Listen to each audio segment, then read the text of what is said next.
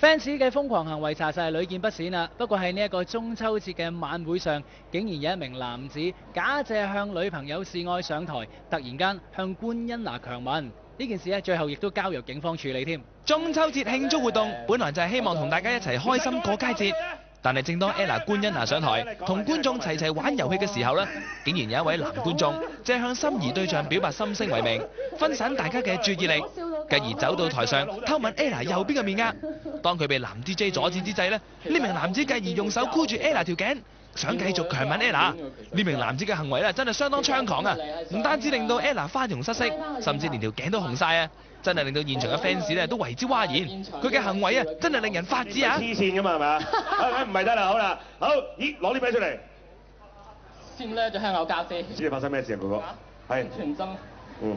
因為其實係咁嘅，因為其實我已經中意咗一個女仔好耐啊。佢係咪現場啫？係啊，真係。佢喺邊度啊？佢喺邊度？唔好講住。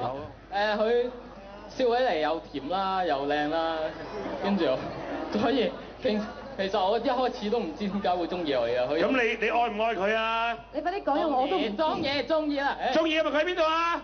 睇下先。佢啊，好似喺嗰邊喎。邊啊？叫乜嘢名啊？叫咩名啊？喂，你叫咩名啦？我叫阿月咯。你叫阿月，咁你中意嗰個女仔叫咩名啊？餅。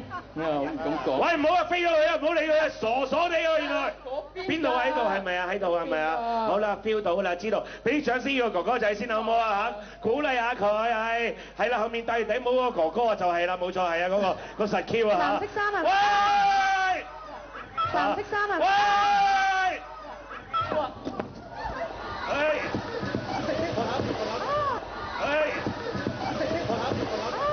嗱，有啲朋友仔咧，當然啦，啲就我哋有啲衝動咗少少，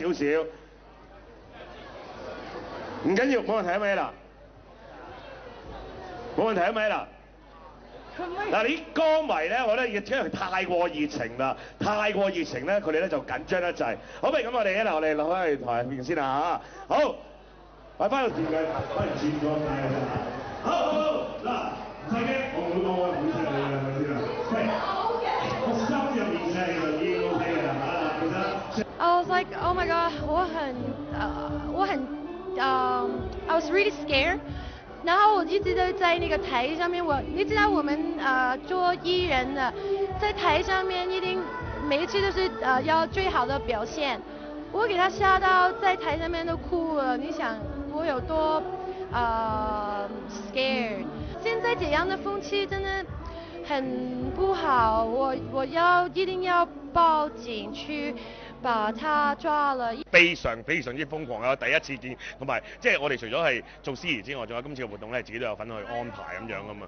咁我睇我完咗活動之後，啱我都同阿 Ella 講，我話對唔住啊 Ella。官恩娜喺被該名男子強吻同襲擊之後已經通知咗警方，並且喺10月號晚10點鐘左右嚟到青山警署度落口供㗎。據現場消息透露，該名男子年約24歲，經常出席唔同藝人嘅公開活動。而另一方面 ，Ella 受到事件嘅影響，亦都取消咗未來幾日嘅公開活動。好快！真係好難，十到咁呢個。